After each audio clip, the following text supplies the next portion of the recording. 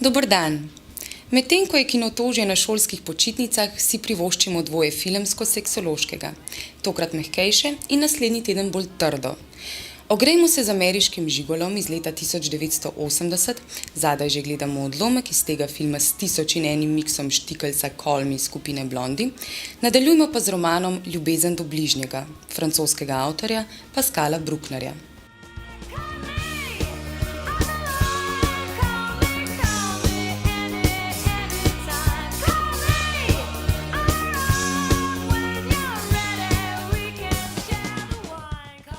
Ameriški žigolo je izdelek Pavla Schraderja, bolj znanega kot scenarista Taksista in pobesnelega bika Martina Scorseseja. Schrader je Žigola režiral in napisal scenarij v žanrskem preseku trilerja in romance. Kot triler je film plehek, kot romanca stereotipni prikaz moške prostitutke in kot ujetje v tripa 80-ih pa ne. No, konec je vendarle obupen, ampak če ne gledamo poslednja prizora, potem imamo zanimiv film, ki je tudi prelomil kariero Richarda Gera, ki je tu mimogrede zelo podoben playboyu Erasmu Pintarju. Kaj pravite? Erasm je morda malo grši, ampak poglejmo iz prave perspektive. Kaj je to malo grši med dvema krasnima moškima? You're walking awful thin line, Julie. I wouldn't want to be in your shoes. You're getting awful cocky. Oh, the rest of the boys are happy. With a car, house in the hills, but not you. You got all your rich pussy lined up, once a month tricks, a dip in the pool, a little tennis, and orgasm. I'm just trying to warn you as a friend. If those bitches ever turn on you, you're through. You sure about that? They'll cut you out. To je tudi prvi film, v katerem je kak večji ameriški igralec pokazal povsem golo prednjo stran. Jason Segel ni ravno zvezda, lani pa se nam je pokazal frontalno go v komediji Pozabi Saro, kjer je bila takšna golota dobro uporabljena, ker je poudarila ranljivost junaka. Kako primerna je scena v Ameriškem žigolu, pa povejte vi. Vsekakor je že dober pogled na leporaslega Richarda Gera. Why do you sleep with older women? I prefer older women. Why? What's the use of bringing some high schooler to climax? Some silly teenager gets wet in the movies and gets on to masturbate. No challenge has no meaning. The other night, that night I met you at the hotel, I was with a woman, somebody's mother. Her husband didn't care about her anymore. This woman hadn't had an orgasm in maybe 10 years. It took me 3 hours to get her off. For a while there, I didn't think I was going to be able to do it. But when it was over, I felt like I'd done something worthwhile.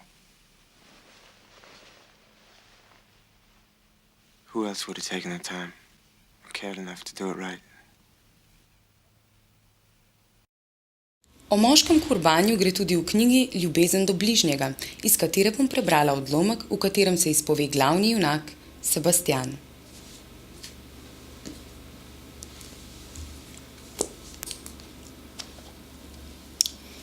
Potrebuješ denar, si zabredel v dolgove?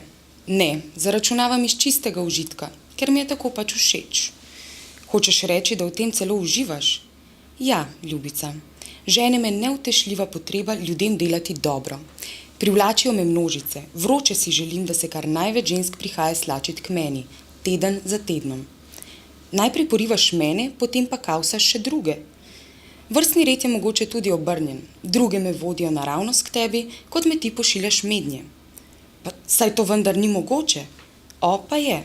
Že zdavnaj sem se ti hotel izpovedati. A kaj, ko si tako malenkostna? Skušaj premagati predsodke in doumeti vso lepoto mojih podvigov. Vendar to ni bila izpoved ženi. Sebastian je sicer poročen, ima pa tudi ljubico in ima stalno vrsto pred svojim kupljarajem. Uspeh žanje povsod. Na začetku je mlad in ima sijajno službo, ima krasno ženo in 3 otroke, ima udobje in vplivne prijatelje.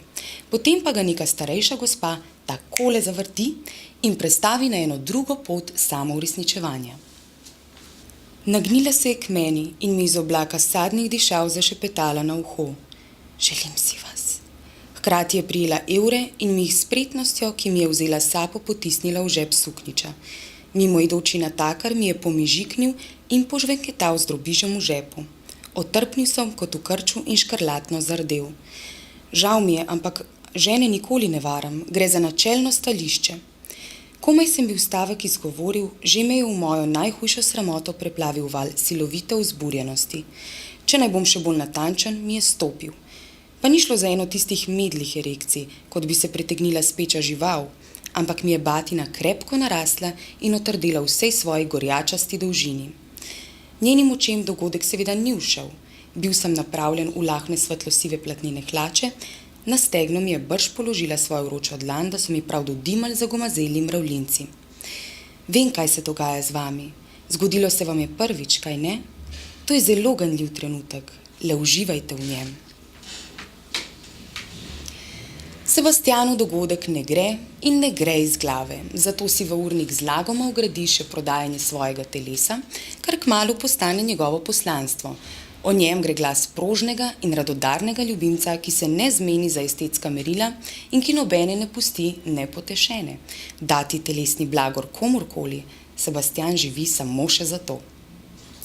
Bruckner pelje zgodbo ob nizu začinjenih dogodkov, od katerih ostane dobro v spominu serviranje dvojčkov debelinkov prek 200 kg težkih gmot maščevja in roževine, ki jo Sebastjan in partnerka v podjetju obdelujeta ure in ure, da jo pripeljeta do sladostrastja.